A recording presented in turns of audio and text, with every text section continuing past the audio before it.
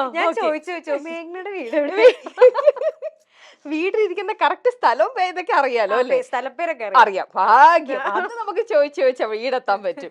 Okay, ശരി. അപ്പൊ ഈ വെള്ളികളൊക്കെ സ്ഥിരം പറയണത് അമ്മയുടെ അടുത്ത് തന്നെയായിരിക്കും. അമ്മയായിരിക്കും ഇതെല്ലാം കേൾക്കുന്നുണ്ടാവും ആദ്യം. എന്റെ അടുത്ത് സംസാരിക്കുമ്പോ സ്ഥിരം വീഴാറുണ്ട്. പിന്നെ ചില സമയത്തല്ല, മോസ്റ്റ്ലി 90% ഇപ്പൊ ഞാൻ കൂടെ അഭിനയിക്കുമ്പോഴും ചിലപ്പം കൂടെയുള്ള കോ ആർട്ടിസ്റ്റുകളൊക്കെ ചിരിച്ചിരിച്ചൊരു വഴിയാവും. ഈശ്വര, ഇന്ന് ഞാൻ കുറെ ചിരിക്കാനുള്ള അവസരം ഉണ്ടാക്കി തരണേ. അതാ ഞാൻ പറഞ്ഞത്, ഇപ്പൊ ഞാൻ മറന്നിട്ടില്ല ക്യാമറ ഉണ്ട് എന്നുള്ളത്. ഞാനിങ്ങനെ പിടിച്ച് സംസാരിച്ചോണ്ടിരിക്കുക. എപ്പോഴാ കയ്യിന്ന് പോണെന്ന് പറയാൻ പറ്റില്ല. ഓക്കെ, ശരി. ഇനിയിപ്പൊ നമുക്ക് മുമ്പ് പറഞ്ഞ കാര്യത്തിലേക്ക് എത്താം. മേഘന പക്ഷെ ഞാൻ പിന്നീട് കണ്ട ആ ഇന്റർവ്യൂസിലെല്ലാം മേഘന എല്ലാം വളരെ ഈസി ആയിട്ടെല്ലാം ആക്സെപ്റ്റ് ചെയ്തിട്ട് വളരെ എന്താ പറയാ, മേഘനയുടെ ഓരോ ഉത്തരങ്ങൾക്കും ഭയങ്കര നല്ല സ്ട്രോങ് ആയിട്ടും ആ ഒരു ഇത് അതൊക്കെ എങ്ങനെയാ പിന്നെ അത് എടുത്തതും? ഇപ്പൊ പറഞ്ഞു, ശരിയാണ്, പെട്ടെന്ന് നമ്മൾ വിചാരിക്കാതിരുന്ന സമയത്ത് ട്രോളിൽ വന്നു കുറെ അങ്ങനെ ഒരു നെഗറ്റീവ് ഇത് കമന്റ്സ് കുറെ ഫേസ് ചെയ്യുക ഒബ്വിയസ്ലി ആർക്കും ഉണ്ടാവുന്ന പോലെ കുറെ വിഷമങ്ങൾ ഒക്കെ ഫേസ് ചെയ്തിട്ടുണ്ട്. പക്ഷെ ഒരു ദിവസം കുറെ ദിവസങ്ങൾ കഴിഞ്ഞപ്പോൾ ഒരു ഡേ അതിനകത്തുനിന്ന് റിയലൈസ് ചെയ്തു, ഇനി ഞാൻ വിഷമിച്ചിട്ട് കാര്യമില്ല അല്ലേ? ആ ഒരു പോയിന്റിനെ കുറിച്ച് ഒന്ന് പറയോ, അതെങ്ങനെയായിരുന്നു? അതായത് നമ്മൾക്ക് വേറെ ഓപ്ഷൻ ഇല്ലെങ്കിൽ നമ്മൾ ഓടിയല്ലേ പറ്റുള്ളൂ. ഇപ്പൊ എന്താ പറയാ, ആ ഒരു ബാക്കപ്പ് തന്നത് മമ്മിയാ? അത് അമ്മയുടെ ഒരു ബാക്കപ്പ്. അമ്മ എപ്പോഴും ഒരു ബാക്ക് ബോൺ ആണ്. പക്ഷെ എന്തൊക്കെ നമുക്ക് ബാക്ക് ബോൺ ഉണ്ട് എന്ന് പറഞ്ഞാലും, ആരൊക്കെ നമ്മുടെ അടുത്ത് സമാധാനിപ്പിക്കാനും നമ്മളെ പാമ്പർ ചെയ്യാനുണ്ടെന്ന് പറഞ്ഞാലും, നമ്മൾക്ക് ഉള്ളില് ഒരാളുണ്ടെന്ന് വിശ്വസിക്കുന്ന ഒരാളാണ് ഞാൻ. അയാൾ ഓക്കെ ആയിരിക്കണം ആ ഒരു പറയുന്ന കാര്യങ്ങൾ അക്സെപ്റ്റ് ചെയ്യാനും അതനുസരിച്ച് പ്രവർത്തിക്കാനും ഒക്കെ. അതല്ലാതെ ആരെന്തൊക്കെ പറഞ്ഞാലും 24/7 ഇങ്ങനെ എപ്പോഴും പാമ്പർ ചെയ്യാനൊന്നും ആർക്കും പറ്റില്ല. തീർച്ചയായിട്ടും. അപ്പൊ ഡിസിഷൻ എടുക്കേണ്ടതും സ്വന്തമായിട്ട് തോന്നേണ്ടതും നമ്മൾ തന്നെയാണ്. പിന്നെ നമ്മൾക്ക് ഇങ്ങനെ ഇങ്ങനെ വീണ് കിടക്കാനുള്ള ഒരു ഓപ്ഷൻ എല്ലാവർക്കും ഉണ്ടായിന്ന് വരില്ല ചേച്ചി. നമ്മൾക്ക് ഓടി തന്നെ ആവണം എന്നുള്ളൊരു സിറ്റുവേഷൻ പലർക്കും ഉണ്ടാവും. അപ്പൊ നമ്മളിങ്ങനെ കിടന്നിട്ട് കാര്യമില്ല. ഞാൻ എപ്പോഴും പറയണ പോലെ നമുക്ക് 2 ഓപ്ഷനാണ്. ഒന്നെങ്കിൽ നമുക്ക് അങ്ങനെ കിടക്കാം, അല്ലെങ്കിൽ നമ്മൾക്ക് ഇങ്ങനെ കരഞ്ഞുകൊണ്ട് ഡിപ്രഷൻ ആയിട്ട് അങ്ങനെ കിടക്കാം. അതല്ലെങ്കിൽ നമ്മൾക്ക് പല കാര്യത്തിൽ എൻഗേജ് ചെയ്തിട്ട് നമുക്ക് മൂവ് ഫോർവേഡ് ചെയ്യാം. സോ ഞാൻ സെക്കൻഡ് ഓപ്ഷൻ ചൂസ് ചെയ്തു. അത് അങ്ങനെ മറ്റേ ഫസ്റ്റ് ഓപ്ഷനിൽ എത്ര ദിവസത്തോളം പോയിട്ടാണ് ഈ സെക്കൻഡിലേക്ക് എത്തിയത്? ഒരുപാട് സമയം എടുത്തു. ആക്ച്വലി ഭയങ്കര ഷോക്കായിരുന്നു. ആ ഒരു ഡിപ്രഷൻ സ്റ്റേജിൽ കൂടെ പോയിട്ടൊക്കെ തന്നെയാണ്. എല്ലാവരെയും പോലെ അല്ലേ ഞാൻ. അപ്പൊ ഒരുപാട് കരഞ്ഞിട്ടുണ്ടാവണം ആ ഒരു ഡിപ്രഷൻ സ്റ്റേറ്റ് എന്ന് പറയുമ്പോൾ. ഒറ്റയ്ക്ക് ഇരുന്ന് ഡേയോ നൈറ്റോ അങ്ങനെ ഒന്നും ഇല്ലാണ്ട് ആ ഒരു ഫേസ് ആലോചിച്ചിട്ട്. റിമെമ്പർ ഞാൻ ഇപ്പോഴും ഇപ്പൊ നമ്മുടെ ലൊക്കേഷനിൽ ഞാൻ ആ സമയത്ത് ഒരു തമിഴ് സീരിയലാണ് ചെയ്തുകൊണ്ടിരുന്നത്. സീരിയലില് നമ്മളിങ്ങനെ ഡയലോഗ്സ് പറഞ്ഞുകൊണ്ടിരിക്കുന്ന വഴിക്ക് തന്നെ ഞാനിങ്ങനെ പല പ്രാവശ്യം ഞാൻ വീണിട്ടുണ്ട്.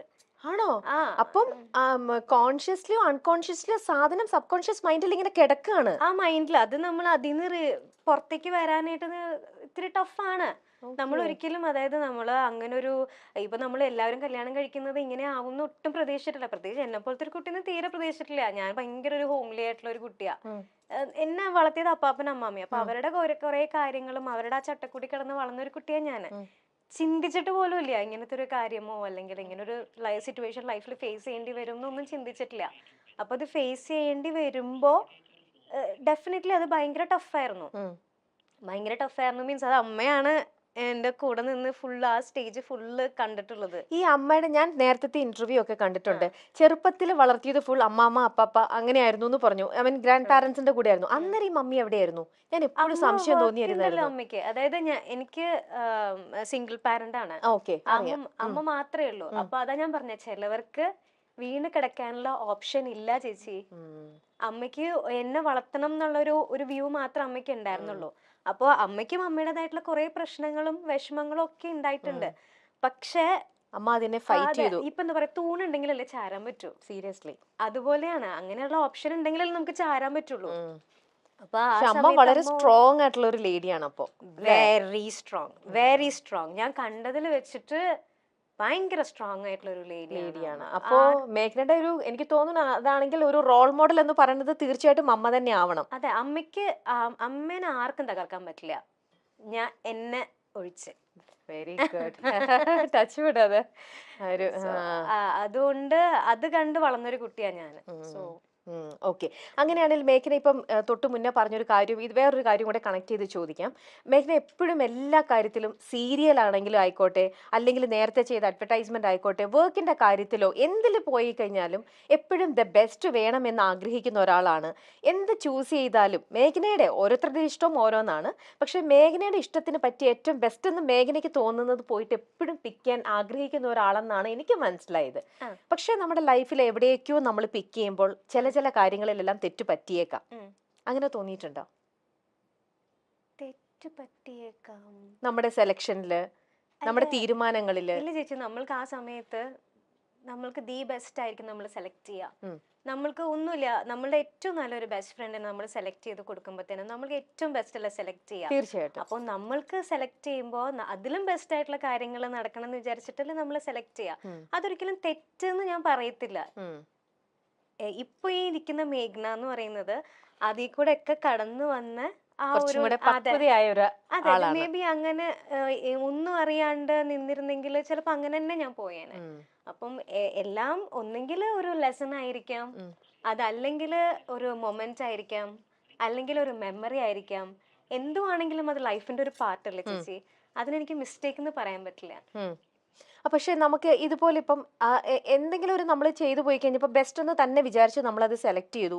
പക്ഷെ അത് നമ്മൾ പിന്നീടാണ് നമ്മൾ റിയലൈസ് ചെയ്യുക, അയ്യോ ഇതിവിടെ എൻ്റെ സെലക്ഷൻ തെറ്റിപ്പോയി, ഇത് എനിക്ക് ബെസ്റ്റ് ആയിരുന്നില്ല, ഞാൻ അവിടെ കുറച്ചും കൂടെ ആലോചിക്കേണ്ടിയിരുന്നു, ഒന്നും കൂടെ തിങ്ക് ചെയ്തിരുന്നെങ്കിൽ, ഈ ഒരു ഭാഗം ഞാൻ ചിന്തിച്ചില്ലല്ലോ. ഇങ്ങനെ പല പല ചോദ്യങ്ങൾ നമുക്ക് പിന്നീട് ഫേസ് ചെയ്യേണ്ടതായിട്ട് വരും. അത് ആർക്കാണേലും അതെ. അപ്പൊ അങ്ങനത്തെ ഒരു ഇൻസിഡന്റോ, അങ്ങനത്തെ കുറച്ച് മറു ചോദ്യങ്ങളോ, അല്ലെങ്കിൽ അവർ അങ്ങനത്തെ ഒരു റിഗ്രറ്റ് ചെയ്യേണ്ട ഒരു മൊമെന്റോ, അങ്ങനെ എന്തെങ്കിലും? ലൈഫിൽ നമ്മൾക്ക് എല്ലാം നമ്മൾ ചെയ്യുന്നത് കറക്റ്റ് ആവണമെന്നില്ല. ചില മിസ്റ്റേക്സ് നമ്മൾക്ക് ഉണ്ടായിട്ടുണ്ടാവാം, ഇപ്പോഴും ഉണ്ടായിക്കൊണ്ടിരിക്കുന്നുണ്ടാവാം. അത് തിരിഞ്ഞു നോക്കുമ്പോൾ ചിലപ്പോൾ മിസ്റ്റേക്ക് ആയി പോയിട്ടുണ്ടാവും. പക്ഷെ അത് റിഗ്രറ്റ് ചെയ്ത് ഞാൻ ഇരിക്കത്തില്ല. I try to correct it maximum. Okay, ശരി. അപ്പൊ ഈ ഒരു പോയിന്റും കൂടെ ആയിട്ട് ഞാൻ വേറൊന്നും കൂടെ കണക്ട് ചെയ്തോട്ടെ. ഇപ്പം കുറച്ച് പക്വത എത്തിയ ഒരാളാണെന്ന് എല്ലായിടത്തും പറയുന്നുണ്ട്. പിന്നെ നമ്മുടെ നാട്ടിലും എപ്പോഴും എല്ലാം സംഭവിക്കുന്ന ഒരു കാര്യം തന്നെയാണ് ഡിവേഴ്സും കാര്യങ്ങളും എല്ലാം. ഇന്നിപ്പോ എന്നൊക്കെ തന്നെ തോന്നുന്നില്ല, നമുക്കിപ്പോ അത് സെറ്റ് ആവുന്നില്ലെങ്കിൽ എല്ലാവരും അത് ഒരുമിച്ച് ഒരേ റൂഫിനടിയിൽ പരസ്പരം വഴക്കിട്ട് നിൽക്കുന്നതിലും എത്രയോ നല്ലതാണ് നമ്മൾ സ്വയം അങ്ങോട്ടും ഇങ്ങോട്ടും പറഞ്ഞ് നമ്മൾ പിരിയുന്നത്, അല്ലേ? സ്നേഹത്തോടെ പറഞ്ഞ് പിരിയുക. ആൻഡ് ഇറ്റ്സ് വെരി കോമൺ ആയിട്ടുള്ള ഒരു കാര്യം തന്നെയാണ്. പിന്നെ പ്രത്യേകിച്ചും സെലിബ്രിറ്റീസ് ആകുമ്പോൾ ഒബ്വിയസ്ലി നമ്മുടെ പബ്ലിക് അതിനെ ഇട്ടിട്ട് കുറച്ച് ജാസ്തി അതിനെക്കുറിച്ച് പറയും എന്നുള്ളത് മാത്രം. എന്നാലും ഞാൻ പേഴ്സണലി ചോദിക്കുന്ന ചോദ്യം ആയതുകൊണ്ട് വേറൊന്നും വിചാരിക്കരുത്. മേഘനയ്ക്ക് താല്പര്യം ഉണ്ടെങ്കിൽ മാത്രം ആൻസർ ചെയ്താൽ മതി. വേറെ ഇന്റർവ്യൂസിലൊന്നും കണ്ടിട്ടുമില്ല, അതുകൊണ്ട് ഞാൻ ചോദിക്കുകയാണ്. ഇങ്ങനെ ഒരു പേഴ്സൺ, ഇതൊക്കെ കുറേ കൂടെ പേഴ്സണൽ ആണ് ഉത്തരങ്ങൾ, ബട്ട് സ്റ്റിൽ ഇങ്ങനെ ഈ ചോദിച്ചുകൊണ്ടിരിക്കുന്ന പബ്ലിക്കിലേക്ക് വേണ്ടിയിട്ട് ഒന്ന് ഇതാക്കാനായിട്ട് എന്തുകൊണ്ടായിരിക്കാം ആ ഒരു തീരുമാനം വേണ്ടാന്ന് വെച്ചത്? കാരണം ഇതിനെപ്പറ്റി പാവം അപ്പുറത്തെ സൈഡിൽ നിൽക്കുന്ന ഡിംപിളും ഒക്കെ ഒരുപാട് ഫേസ് ചെയ്യുന്നുണ്ടല്ലേ, ചോദ്യങ്ങളും മറു ചോദ്യങ്ങളും ഒക്കെ ആയിട്ട്. അപ്പൊ അതിനൊക്കെ ഒരു ഇത് നിർത്താൻ വേണ്ടിയിട്ട് ആ ഒരു ഒരു ഒരു ഒരു ഡയലോഗ് പോലെ, അല്ലെങ്കിൽ ഒരു സ്റ്റേറ്റ്മെന്റ് ആയിട്ടോ എന്തെങ്കിലും മനസ്സിൽ നിന്ന് എന്തെങ്കിലും ഒന്ന് പറയാൻ പറ്റുമോ? ഇങ്ങനെ കമന്റ്സ് വരുന്നതിനെ പറ്റിയ ഞാൻ ഒരിക്കലും റെസ്പോണ്ട് ചെയ്തിട്ടില്ല. അതാ ഞാൻ ചോദിക്കണം. ഇങ്ങനെ നമ്മൾ തെന്നിമാറി പോവാതെ, നിങ്ങളുടെ ഇടയിലുള്ള പ്രശ്നങ്ങൾ അത് നിങ്ങൾക്ക് മാത്രമേ മനസ്സിലാവുള്ളൂ, അല്ലെ? മറ്റുള്ളവരുടെ അടുത്ത് പറയുമ്പോൾ എനിക്ക് ശരിയെന്നോ തോന്നുന്നത് ഒരിക്കലും മേഘനയ്ക്ക് ശരിയായിരിക്കില്ല. പക്ഷെ നമ്മൾ എല്ലാവർക്കും എല്ലാവരുടേതായിട്ടുള്ള റീസൺസും കാര്യങ്ങളൊക്കെ ഉണ്ടാവും. പക്ഷെ ബീങ് എ സെലിബ്രിറ്റി, നിങ്ങളിങ്ങനെ ഒരുപാട് ഇങ്ങനെ ഓരോരോ ആൾക്കാരുടെ നിൽക്കുമ്പോൾ നമുക്കത് വാലിഡ് ആയിട്ടുള്ള ഒരു റീസൺ പറഞ്ഞ് നമുക്ക് എപ്പോഴും തെന്നി മാറണ്ടല്ലോ. നമുക്ക് കറക്റ്റ് ആയിട്ടുള്ള ഒരു ഇത് പറയുമ്പോൾ നമുക്കൊരു ഫുൾ സ്റ്റോപ്പ് ഇടാനായിട്ട് എന്തെങ്കിലും ഒരു സ്റ്റേറ്റ്മെന്റ് ആയിട്ട് എന്തെങ്കിലും അങ്ങനെ പറയാൻ പറ്റുമെങ്കിൽ മാത്രം. ഞാൻ നിർബന്ധിക്കുന്നില്ല, it's all up to you. ഞാൻ ഇതുവരെ റെസ്പോണ്ട് ചെയ്തിട്ടില്ല ചേച്ചി. എപ്പോഴും എനിക്ക് മനസ്സിലായിട്ടുള്ള കാര്യം എന്താന്ന് വെച്ചാൽ, ഈ ഇതുപോലെയുള്ള ഡിപ്രഷൻ ടൈമിലും ഇതുപോലെ ഞാൻ പറഞ്ഞ ഭയങ്കര ഷോക്കായിരുന്നു എന്നുള്ളത്. ആ സമയത്തായാലും ഞാൻ പലരോടും ഞാൻ എൻ്റെ പ്രശ്നങ്ങൾ ഷെയർ ചെയ്തിട്ടുണ്ടെങ്കിലും എനിക്ക് കുറേ നാൾ കഴിഞ്ഞിട്ടാണ് എനിക്ക് മനസ്സിലായത്, മറ്റുള്ളവർക്ക് നമ്മൾക്കാണ് അത് ഫീലിങ്സ്, മറ്റുള്ളവർക്ക് അത് ഒരു കഥ മാത്രമാണ്. അതെ, ഓക്കെ. നമ്മൾ ജീവിച്ചു തീർത്തത് ഒவ்வொരു സെക്കൻഡും എങ്ങനെയായിരുന്നു എന്നുള്ളത് നമുക്കല്ലേ അറിയുള്ളൂ. അത് ഒരു 10 മിനിറ്റ് കൊണ്ടോ 5 മിനിറ്റ് കൊണ്ടോ നമ്മൾക്ക് എക്സ്പ്ലെയിൻ ചെയ്യാൻ പറ്റില്ല. ഇൻ കേസ് അത് എക്സ്പ്ലെയിൻ ചെയ്താൽ പോലും അതൊരു 10% പോലും അത് മനസ്സിലാവില്ല. ഞാൻ പറയുന്നത് എന്താന്ന് മനസ്സിലാവില്ല. Okay, so I decide not to respond. Okay, okay, it's all your decision finally അല്ലേ? ശരി, ഇപ്പോ കൂടെ നമ്മുടെ പോകുന്ന ഒരാള്, അത് മമ്മി ആയിക്കോട്ടെ, ഇപ്പൊ കൂടെ പോകുമ്പം അല്ലെങ്കിൽ പിന്നെ മാത്രല്ല ചേച്ചി, ഇതിപ്പോ ഞാൻ ശരി ഞാൻ ശരി താൻ ശരി ഞാൻ ശരി, വാട്ട് ദ പോയിന്റ്? ഓക്കെ, നമ്മൾക്ക് എന്താണോ വിധിച്ചിട്ടുണ്ടായിരുന്നത്, ഇറ്റ്സ് ഓൾ ഹാപ്പൻഡ്. അതിനുശേഷം പിന്നെ ഞാൻ ശരി താൻ ശരി എന്ന് പറഞ്ഞുകൊണ്ടിരിക്കുന്നതില് അതെ, അതെ, എപ്പോഴും എല്ലായിടത്തും അങ്ങനെയാണ്. ഇന്നിപ്പോ ഞാനും ഒരു ഭാര്യയാണ്, എനിക്കും അറിയാം. കാരണം എനിക്ക് ശരിയെന്നൊന്ന് തോന്നി ചിലപ്പോൾ നമ്മുടെ ഹസ്ബൻഡ് അന്നേരം അത് ശരിയായിരിക്കില്ല, നമ്മൾ തമ്മിൽ അങ്ങനെ ഇങ്ങോട്ട് പക്ഷെ എല്ലാവരും അവസാനം ഇത് ഒട്ടും ചേരുന്നില്ല എന്ന് കാണുമ്പോഴാണല്ലോ അവരുടെ ഡിവേഴ്സിലേക്ക് പോണത്. പക്ഷെ നിങ്ങൾ ഒരുപാട് ഇത്തരത്തിലുള്ള ചെയ്യുമ്പോൾ നമുക്ക് ആ ഒരു ന്യൂസ് ഇനി സ്റ്റോപ്പ് ചെയ്തേക്കാം. ഇനി അതിന് വേണ്ടിയിട്ട് വേണ്ട ഒന്ന് പറയാൻ അങ്ങനെ എന്തെങ്കിലും ഒരു മറുപടി പറയാൻ ഞാൻ ഓപ്പൺ ചെയ്യത്തില്ല എന്നൊന്നും ഞാൻ പറയുന്നില്ല. മേ ബി എന്തെങ്കിലും ഒരു പോയിന്റ് വരുവാണെങ്കിൽ ഓപ്പൺ ചെയ്യാൻ എനിക്ക് അപ്പോൾ തോന്നുവാണെങ്കിൽ ഞാൻ മേ ബി ഓപ്പൺ ചെയ്തേക്കാം. You mean the same relation? No no no, not about relation. Sorry, അതില്ല, ഇതാ ഞാൻ പറഞ്ഞേ, ഞാൻ പറയുന്നത് ചിലപ്പോ മനസ്സിലാവണമെന്നില്ല. അതായത് ഓപ്പൺ ചെയ്തേക്കാന്ന് പറയുന്നത് ഇതിന്റെ റീസൺ എന്താന്ന് പറഞ്ഞേക്കാം. ചേച്ചി ചോദിച്ചില്ല എന്ത് പറ്റി എന്താണ്, അപ്പൊ എനിക്ക് ഇതുവരെ ഞാൻ പറയാൻ തോന്നുന്നില്ല. ഇതുവരെ ഞാൻ എടുത്തിട്ടുള്ളത് അതാണ്. മേ ബി ഫ്യൂച്ചറിൽ ഓപ്പൺ ചെയ്യണം എന്ന് തോന്നിക്കഴിഞ്ഞാൽ ഓപ്പൺ ചെയ്യുമായിരിക്കാം. ഞാൻ ചെയ്യത്തേ ഇല്ല എന്ന് പറഞ്ഞിട്ട് മേ ബി അങ്ങനെ. അതെ, മേഘനയുടെ മനസ്സ് എന്ത് പറയുന്നോ അതിന് തന്നെ മൂവ് ചെയ്താൽ മതി, അതവിടെ നിൽക്കട്ടെ. ഇനി പൊതുവെ മേഘനയുടെ ഒരു ക്യാരക്ടർ എങ്ങനെ? ക്ഷമാശീലം നല്ല ഉള്ള ഒരു കുട്ടിയാണോ? ക്ഷമാശീലം ഭയങ്കരമായിട്ടുള്ള ഒരു കുട്ടിയായിരുന്നു. ഇപ്പുറത്ത് അടിച്ചു കഴിഞ്ഞാല് അങ്ങനത്തെ ടൈപ്പ് ആയിരുന്നു. പക്ഷെ ഇപ്പൊ അങ്ങനല്ല, മാറി. ഇപ്പൊ ഞാൻ പറയാനുള്ളത് മൂത്തൊക്കെ തന്നെ പറയും. ആണല്ലേ? അപ്പൊ നമ്മുടെ ഇവിടെ ഇരിക്കുന്നവരൊക്കെ ശ്രദ്ധിച്ചോളൂ, എല്ലാരും ശ്രദ്ധിച്ചിട്ടാണോ? അപ്പൊ കുറെ ചോദ്യങ്ങളും കാര്യങ്ങളൊക്കെ പറയില്ലായിരിക്കാം, പക്ഷെ പയ്യെ ഞാൻ കാര്യം പറയും. ഉള്ളതുപോലെ മുഖത്ത് നോക്കി പറയും. ഇഷ്ടക്കേട് എന്തെങ്കിലും ഉണ്ടായാൽ തന്നെ അങ്ങനെ പറയണം കേട്ടോ നിങ്ങള്. എനിക്ക് എന്റെ പൊട്ടത്തരം എന്തായിരുന്നു അറിയോ, എനിക്ക് പറയണമെന്നുണ്ടാവേ, പക്ഷെ എനിക്ക് നമ്മൾ ആ സമയത്ത് ഹേർട്ട് ചെയ്തോണ്ടിരിക്കുവായിരിക്കും ഓപ്പോസിറ്റ് പേഴ്സൺ, അപ്പൊ പറയണമെന്നുണ്ടാവും. പക്ഷെ ഞാൻ പറയാൻ എന്താന്നറിയോ, അവർക്കിനി വിഷമായാലോ അങ്ങനെ ഓർത്തിട്ട് പല സിറ്റുവേഷനും ഞാൻ പറയത്തില്ല. പക്ഷെ ഇപ്പോഴാണ് എനിക്ക് മനസ്സിലായത് അത് വേറെ ആരും ചിന്തിക്കുന്നില്ലല്ലോ എന്നുള്ളത്. അപ്പൊ ഇപ്പൊ ഞാൻ അങ്ങനെ പറയും. അപ്പൊ അതിപ്പോ എങ്ങനെയാ ഇപ്പൊ നൈസായിട്ട് അതങ്ങ് പറഞ്ഞത് എനിക്കത് ഇഷ്ടപ്പെട്ടില്ല എന്നോ അങ്ങനെ അങ്ങ് പറഞ്ഞങ്ങ് തീർക്കും? ഇപ്പോ എന്തെങ്കിലും ഇപ്പോ ഞാൻ പറഞ്ഞെങ്കിൽ അയ്യോ അത് പറ്റത്തില്ല, അല്ലെങ്കിൽ നമ്മൾ ചില കാര്യങ്ങൾ നമ്മൾ ചിലരോട് പൊറുക്കുമല്ലോ. ഇപ്പൊ നമ്മുടെ കൂടെയുള്ള സ്റ്റാഫോ അല്ലെങ്കിൽ നമ്മുടെ ആരോ ഫ്രണ്ടോ എന്തെങ്കിലുമൊക്കെ നമ്മൾ ഒരു കാര്യം ഒരു തവണ ചെയ്തു, അവർ മിസ്റ്റേക്ക് ചെയ്തു, നമ്മൾ പൊറുക്കും. വീണ്ടും അവരത് ചെയ്യും, നമ്മൾ വീണ്ടും ചിലപ്പോൾ ഒന്ന് പുറത്തുനിന്നിരിക്കും. പിന്നെയും റിപ്പീറ്റഡ്ലി ദ സെയിം തിങ് കാണുവാണെങ്കിൽ എത്രത്തോളം ഇറിറ്റേറ്റഡ് ആവും? റിപ്പീറ്റഡ് മിസ്റ്റേക്ക് എല്ലാവർക്കും ഇറിറ്റേറ്റഡ് ആവും. ആണോ? അതെ, അതെ, അത് എത്രത്തോളം അത് ഇത് ചെയ്യാൻ പറ്റും, ടോളറേറ്റ് ചെയ്യാൻ പറ്റും, എത്ര നാളത് സഹിക്കാൻ പറ്റും അങ്ങനെ വന്നാൽ? റിപ്പീറ്റഡ് മിസ്റ്റേക്ക് ആണെങ്കിൽ പറഞ്ഞു നോക്കും.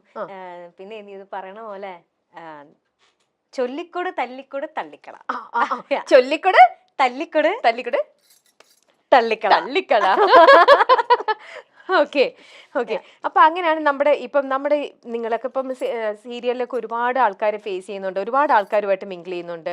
അപ്പൊ അങ്ങനെ നമ്മളെ അറിയാം എന്ന് നമ്മൾ വിചാരിച്ചിരുന്ന ആൾക്കാർ നമ്മളെ കാണുമ്പോൾ അവരും നമ്മളെ കുറിച്ച് ഇങ്ങനെ ഇതായിട്ട് പറയുമോ, അല്ലെങ്കിൽ നമ്മളെ ഇതാക്കോ, നെഗറ്റീവായിട്ടുള്ള കമന്റിലേക്ക് അവർ ഇത് ചെയ്യോ, അല്ലെങ്കിൽ ഇപ്പം ഡിവേഴ്സ് ആകുമ്പോഴത്തേക്ക് ചില ആർട്ടിസ്റ്റുകൾ നിങ്ങളോടുള്ള അപ്രോച്ചോ ഇതൊക്കെ കാണുമ്പോൾ ശരിക്കും എന്തെങ്കിലും മനസ്സ് തളർത്തിയിട്ടുണ്ടോ? ഇല്ല, ഡെഫിനറ്റ്ലി ഇല്ല. അന്നേരത്തേക്ക് അപ്പോൾ എത്ര നാൾ ഇങ്ങനെ ഒരു ചേഞ്ച് മേഖലയിൽ വന്നിട്ട് ഇത്ര ബോൾഡ് ആയിട്ട് എത്ര നാളെ? ബിക്കോസ് എനിക്ക് ആരെന്ത് പറഞ്ഞാലും എനിക്ക് എഫക്റ്റ് ആവത്തില്ല. എന്താന്ന് വെച്ചാൽ എനിക്കറിയാം ഞാൻ എന്താന്നുള്ളത്. സോ എന്ത് പറഞ്ഞാലും എനിക്ക് ഒരു പോയിന്റിന് ശേഷം ഫസ്റ്റ് ഒക്കെ ഭയങ്കര വിഷമം വരുമായിരുന്നു. ഞാൻ പറയുന്നത് ഇപ്പോഴൊന്നും അല്ല കേട്ടോ. പക്ഷെ ഇപ്പൊ എനിക്കതൊരു കോമഡി ആയിട്ട് മാറി, ചിരിക്കാൻ തുടങ്ങി. പിന്നെ ആ ഒരു ഇതായി. പിന്നെ ചില കാര്യങ്ങൾ അതൊന്നും എന്നെ എഫക്ട് ചെയ്യാറില്ല. പിന്നെ ചില കാര്യങ്ങൾ എന്ന് പറഞ്ഞാൽ നമുക്ക് ക്ഷമിക്കാൻ പറ്റുന്ന കാര്യങ്ങൾ ഒരുപാടുണ്ട്. അതേപോലെ തന്നെ ചില കാര്യങ്ങൾ നമുക്ക് ജന്മത്തെ ക്ഷമിക്കാൻ പറ്റത്തില്ല.